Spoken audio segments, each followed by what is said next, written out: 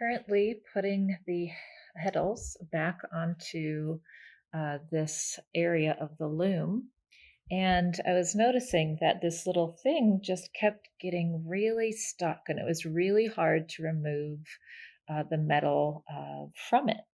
And so, what I did is I got out my sewing machine oil and I added some to that, and it really helped incredibly to be able to have this go up and down.